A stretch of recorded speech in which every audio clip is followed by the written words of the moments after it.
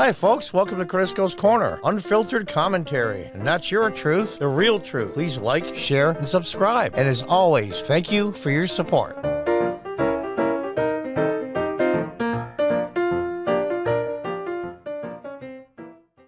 Welcome back from the New York Post. This is a really good article. It's a little bit longer, so bear with me. It's really important. I think it has a lot of key information in it concerning the media, Hunter Biden, Joe Biden, the laptop, the works. I think this is a very well written. Another article by Miranda Devine. And I've done a couple of her articles already, and she gets right to the point and doesn't fool around. So on that note, let's move on.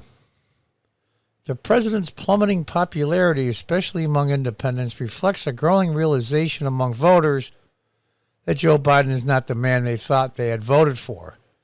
Yeah, it's like the wife 40 years after you've been married. You're not the man I married. Yeah, no kidding. There's a good reason for their disenchantment. They were denied the normal due diligence the media is supposed to conduct on presidential candidates. People don't pay attention as it is to do due diligence, but it is your responsibility in a republic/democracy to do as much due diligence as you can with the information that's available. But when the information is held from you, that makes it impossible, even for the ones that take it seriously. It's been more than a year since the Post published the first of a series of damning stories about then-candidate Biden based on material on his son's abandoned laptop. It's been more than a year since Facebook and Twitter colluded with Democrat-friendly media to censor a story that reflected badly on their preferred candidate less than 3 weeks before the 2020 election. Twitter CEO Jack Dorsey blithely admitted after the election that locking the Post account for 2 weeks on the basis of a non-existent hacking offense was a mistake. They knew it was a lie. They knew it wasn't true. They knew the laptop wasn't stolen. They knew the laptop wasn't hacked. They knew all those things going in. I don't think it was Dorsey's decision. Facebook has never revealed the results of their fact check. It used as a pretext for blocking the Post. You don't have to. It's under review, and then the review never gets done. It's under investigation. Well, it's been 6 years, like the investigation with these so-called Border Patrol guys whipping migrants. Oh, whatever happened to that investigation? It will likely never occur because Facebook never contacted key recipients of emails we published from the laptop. Yeah, to confirm any of it. If you're going to make a decision like that, you better make damn sure you're right. But it wasn't about that. It was about hiding information from the American people. But the damage was done. The coordinated censorship, that's the right word, of America's oldest newspaper, with more than 80 million readers online alone, amounted to election interference. And it was. I don't know why it hasn't broken federal law. And I don't want to hear the crap. It's a private company. They're basically a public utility at this point because of their protections. What is it, under 230 of the Communications Act? They're not publishers. They're platforms. Because we've talked about this ad nauseum. If the full story of Biden's international influence peddling scheme had been told before the election, polls indicate it might have affected the result. Almost 50% of Biden voters knew nothing about Hunter Biden's laptop scandal. How is that even possible? 50%. I know a lot of progressive Democrats and leftists live in a bubble. I get it. But half? According to polling conducted after the election by the Media Research Center, and almost 10% said they would not have voted for Biden had they known. And there's Dorsey. Looks like, what's the guy's name? Rasputin there from the Russian Tsar. But fewer than 45,000 votes in 3 states decided the outcome, and that's true. Even with all the things they did, and I can't go into now because it's YouTube, All the election law changes, all the changes in rules at the last minute, some legal, some not, all the mail-ins, all the everything else. It was still fewer than 45,000 in 3 states that decided the outcome. All of that plus COVID, and they still barely won, and the media help, they still barely won. It's not unreasonable to suggest that suppression of the Post stories won Biden the election and denied voters the truth about his character. This is the importance of Hunter Biden's laptop and why it refuses to be shoved down the memory hole when other inconvenient truths go to die. Yeah, they're hoping on the incredibly short attention span of the American people, which I can't say is false. It provides a rare and detailed window into the corruption that is Washington's original sin, as conducted on a global scale by one of its most calculating practitioners. Yeah, that's pretty strong language, but it's true. The sordid secret vices of a son of political privilege were an incongruous, I'm not familiar with that word, backdrop to the monumental oil and gas deals Hunter was mixed up in around the world. A drug-addled neophyte bumbling through geopolitical minefields with the Secret Service in tow. That's a really well-written paragraph right there. Bumbling through geopolitical minefields. That's pretty good. Hunter's encounters with cutthroat oligarchs in Monte Carlo, Lake Como, Hong Kong, and Shanghai are documented in vivid detail on his laptop. It takes us from a billionaire's beach villa in Acapulco to desolate oil fields of Kazakhstan, from a judo competition in Budapest with Vladimir Putin to dinner in Beijing with Xi Jinping. A Chinese tycoon cooks Hunter dinner in his new $50 million penthouse. A Ukrainian oligarch flies him to his fishing shack in Norway. Beautiful Russian escorts and thieving drug dealers float through his self-imposed exile on Sunset Boulevard. Oh, what a great place to be exiled. Amid slapstick scenes, his crackhead Hunter comes unstuck, and his hapless Uncle Jim Biden rides to the rescue. Wow. That's pretty scathing, but it's true.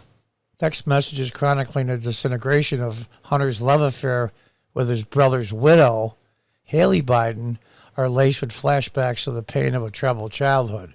It's probably true, but that's a little creepy. That's a little creepy. My youngest brother passed away. And for me to end up with his wife, my sister-in-law, I don't care how close they were. That's creepy as hell. I'm sorry. Eye-popping financial windfalls are shaded by the grim fate of Chinese business partners who wind up missing, presumed dead. It's a life of greed and luxury in a shadowy world of kleptocrat oligarchs whom law enforcement can't touch. Despite his secret boxeries, Hunter was acutely aware of what he brought to the table, access to his powerful father. The Biden family business is documented in eye-popping detail in 11 gigabyte trove. That's a crap load, 11 gigabytes. Over 9 years, from 2010 to 2019, the laptop shadows Joe's life as a global trotting vice president of the Obama administration. A favorite trading senator from Delaware who'll go on to become leader of the free world. Much of the Post reporting over the past year has been quietly accepted as accurate. Yeah, they don't go after it. They just don't say anything and hope it goes away. Even as admitted by Hunter in his 2021 addiction memoir, the White House confirmed our reporting when it admitted to the Washington Post fact-checker that then VP Biden didn't attend the dinner attended by Hunter's business associates from Ukraine, Russia, and Kazakhstan in April of 2015 in a private room at Cafe Milano in Washington, D.C. Yes, Joe went to the dinner, the White House admitted, but only briefly and not for any nefarious purpose, of course. So you go to, so we go to dinner briefly? So what did he have, like the dessert? Amazing. He only had to be there briefly to do his business. Why would you think reporters would think reporters at organs such as USA Today and Washington Post might be miffed about being lied to by Biden's campaign, which categorically denied any such meeting took place. They could care less. Their guy won. I've never spoken to my son about his overseas business dealings, candidate Biden said angrily, as if it were an affront to question his integrity. But few in the media showed any interest in holding him to account and simply ignored our reporting. Yeah, hope it'll go away. The short attention span of people, especially Americans. The killer blow came 5 days after the Post expose from 50 former senior intelligence officials led by former CIA Director John Brennan and Director of National Intelligence James Clapper, who both adamantly and multiple times lied to Congress under oath and were never held accountable. It's amazing to me. Using the institutional weight of their powerful former roles, they published a letter in Politico that claimed the material on Hunter Biden's laptop has all the classic earmarks of a Russian information operation, meaning it was all BS, although not one of them had seen any of it. Well, it must be a Russian operation. It sounds like one. It can't be true, and they knew it was, of course. Now it gives it credibility and gives it cover. This was a partisan propaganda designed to disparage the Post reporting and dissuade the rest of the media from looking deeper. The Brennan letter was a lifeline to Joe Biden. 3 days before his final debate against the fired-up President Donald Trump, Joe, they're calling you a corrupt politician, said Trump. Take a look at the laptop from hell. Biden relied entirely on the Brennan letter to dismiss the laptop stories. Brennan, again, lied under oath multiple times to Congress. There are 50 former national intelligence folks who said that what he's accusing me of is a Russian plan. That's, of course, when you got to remember, a lot of people thought that Trump colluded with the Russians. Even Adam Schiff the other day said that we had known it wasn't true. Yeah, okay. He finally admitted that it wasn't. And they always knew it wasn't true. They have said this is a bunch of garbage. But the Post reporting has held up.